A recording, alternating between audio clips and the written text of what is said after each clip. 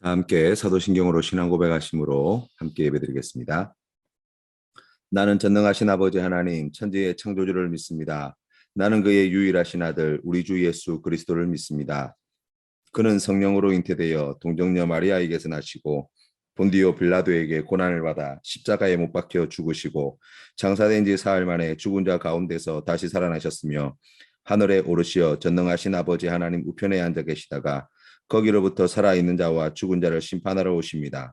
나는 성령을 믿으며 거룩한 공교회와 성도의 교제와 죄를 용서받는 것과 몸의 부활과 영생을 믿습니다. 아멘.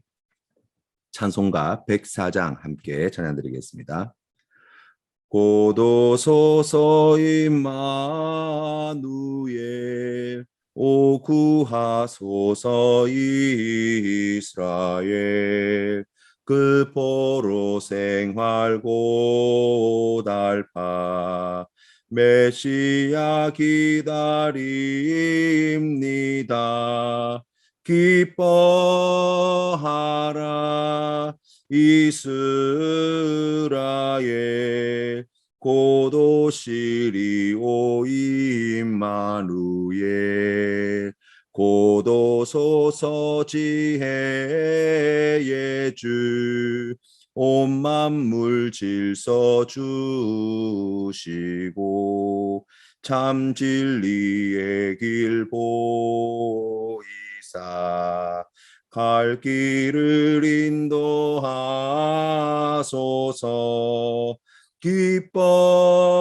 기뻐하라 이스라엘 고도시리오 임마누엘 고도소서 소망의 주 만 백성 한맘 이루어 시기와 분쟁 없애고 참 평화 채워주소서.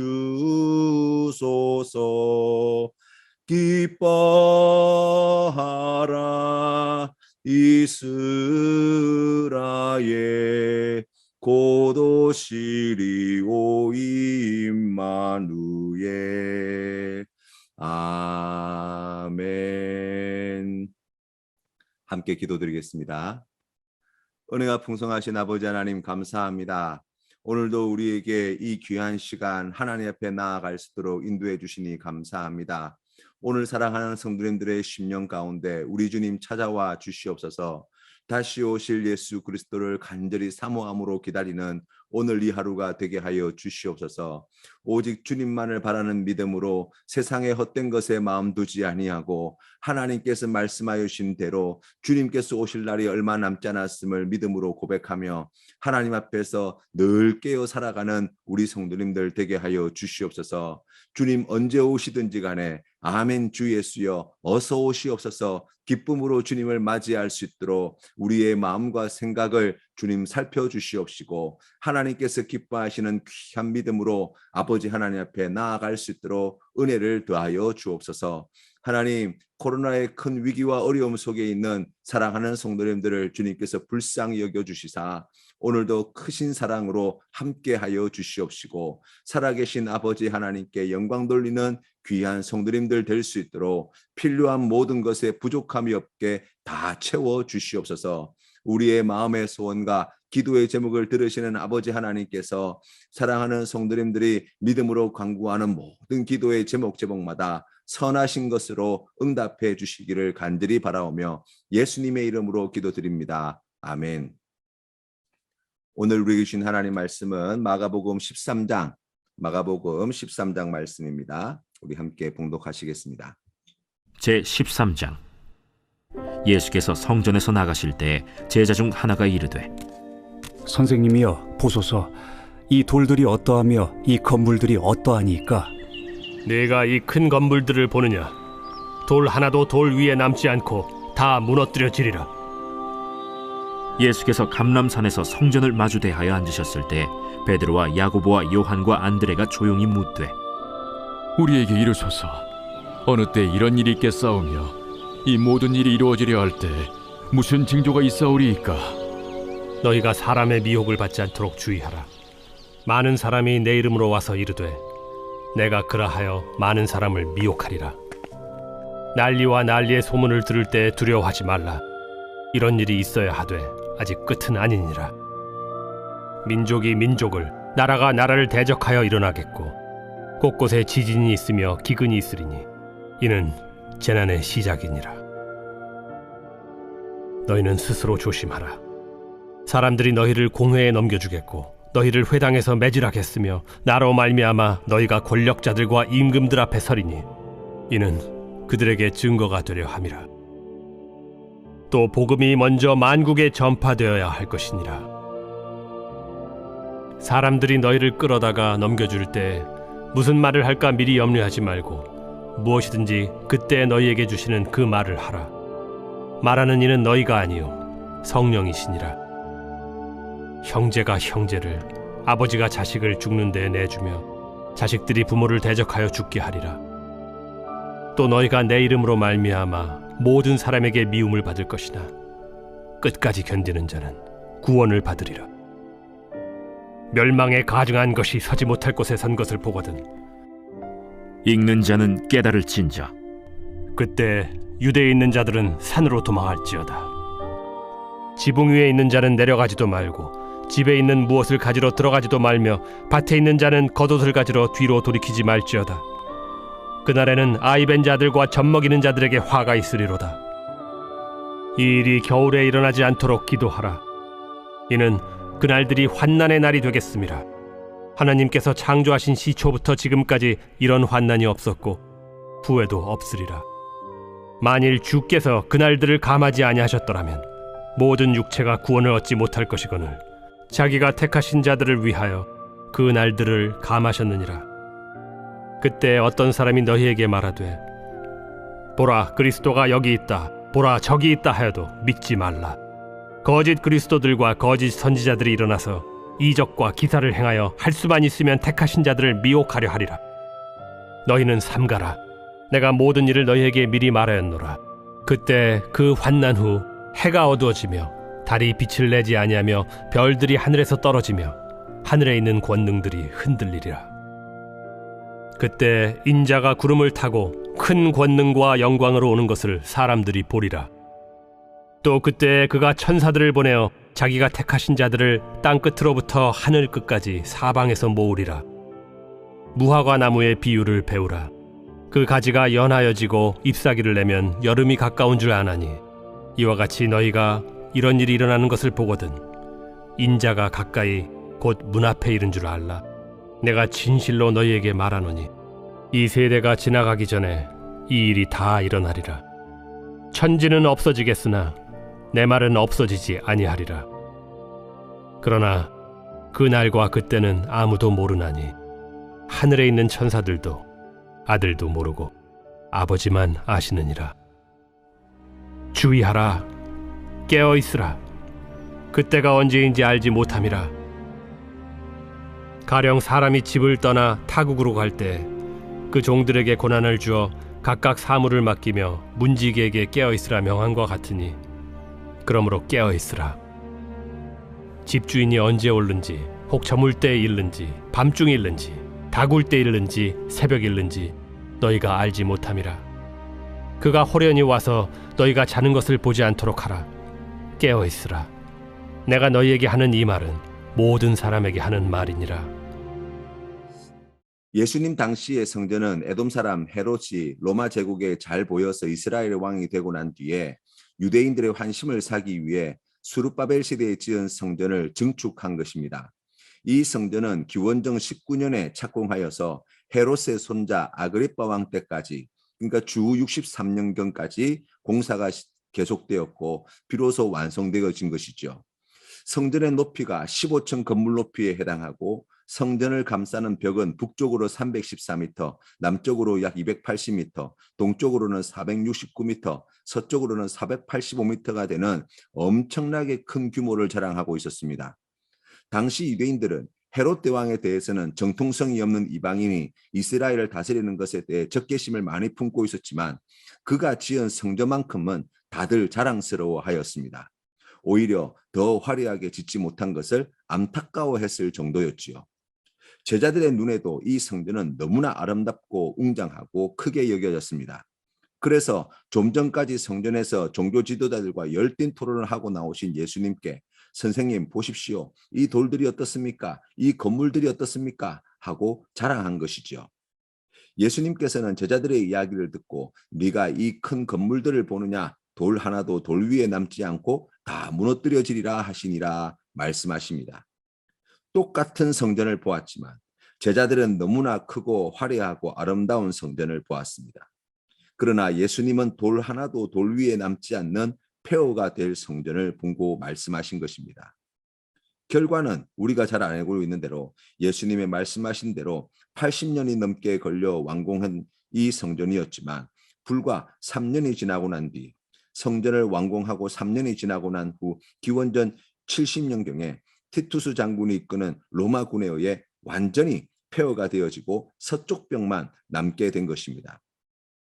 우리는 여기서 한 가지 중요한 사실을 확인할 수 있습니다. 그것은 우리의 관점과 예수님의 관점이 정반대일 수 있다는 것입니다. 우리는 우리 눈에 보기에 크고 아름답고 강하고 튼튼하면 좋은 것이라고 생각합니다. 우리가 계산해보고 우리가 판단해보고 그 값이 많이 나간다고 판단되어지면 귀하다고 생각합니다. 하지만 예수님은 우리와 전혀 다른 결론을 가지고 계십니다. 왜냐하면 예수님은 겉모습에 속아 넘어가지 않으시기 때문입니다. 아무리 사람들 눈에 크고 화려해 보여도 아무리 사람들 생각에 옳아 보이고 정의로워 보여도 예수님의 뜻과 전혀 별개라고 이야기해도 과언이 아닐 정도이지요. 하나님은 우리의 중심을 보십니다. 하나님은 본질을 다 파악하고 계신 분이십니다. 하지만 우리는 그것을 알 수 없는 것이죠. 때문에 이런 우리의 연약함을 하나님 앞에서 사람들 앞에서 인정하고 다른 사람을 쉽게 판단하거나 정죄하거나 내 생각을 고집하는 것에 우리가 각별히 주의를 기울여야 하는 것입니다. 오늘 우리가 하나님께 나아갈 때 내 생각과 내 뜻대로 판단되지 않고 하나님의 눈으로 바라보시는 우리 성도님들 되시기를 주님의 이름으로 축복합니다. 하나님 뜻대로 행하시는 우리 모든 성도님 되시기를 바랍니다. 그리고 하나님의 뜻을 아는데 더욱 힘쓰시는 오늘 이 하루가 되시기를 주님의 이름으로 축복합니다. 제자들이 예수님께서 갈라산에서 성전을 마주 대하고 계실 때 베드로와 야고보와 요한이 조용히 묻습니다. 어느 때에 예루살렘 성전이 다 무너지는 그와 같은 일들이 벌어지겠습니까? 예수님께서 성전이 파괴되는 때의 징조를 말씀해 주십니다. 첫째로 사람의 미혹을 조심하라는 것입니다. 많은 사람들이 스스로를 예수님이라고 말하고 다니게 될 것이라는 것입니다. 둘째가 난리의 소문입니다. 나라 간의 민족 간의 분쟁이 일어나고 지진과 기근과 같은 큰 일들이 벌어지게 될 것이라고 말씀하셨습니다. 세 번째로 예수님을 따르는 제자들이 세상에서 크게 박해를 받게 될 것이라고 말씀합니다. 네 번째로 멸망에 가증한 것이 서지 못할 곳에 선 것을 보게 될 것이라고 말씀합니다. 실제로 예루살렘 성이 로마군에 의해 함락되고 난 뒤에 이 로마군이 일부러 이 예루살렘 성전 안에서 우상의 신상을 갖다 놓는 사건이 벌어지게 되어지죠. 다섯 번째로 여기저기서 거짓 그리스도들과 거짓 선지자들이 나타날 것이라고 말합니다. 여섯째가 해가 어두워지고 달과 별들이 떨어지게 될 것이라고 말씀합니다. 일곱 번째가 예수님이 구름을 타고 큰 권능으로 오는 것을 사람들이 보게 될 것이라고 말합니다. 그리고 마지막으로 여덟 번째가 천사들을 보내어 택하신 자들을 사막에서 모으게 될 것이라고 말씀해 주셨습니다. 그런데 여러분, 예수님이 말씀하신 이 8가지 중요한 징조 가운데 지금까지 이루어지지 않은 것은 무엇이고 지금까지 이루어진 것은 어떤 것일까요?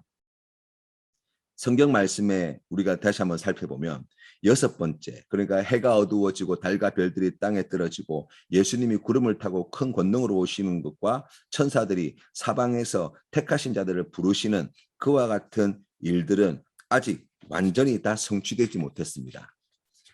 그러나 그 나머지 첫 번째에서부터 시작하여서 다섯 번째에 이르는 그 모든 일들은 역사 속에서 이미 오래전부터 이루어져 온 일들이라는 것을 우리가 잘 압니다. 우리는 말세라는 말을 많이 합니다. 세상에 일어나선 안 될 부조리나 끔찍한 범죄 뉴스를 들을 때마다 세상이 망하려고 그런다는 이야기를 종종 합니다. 맞습니다. 지금이 말세입니다.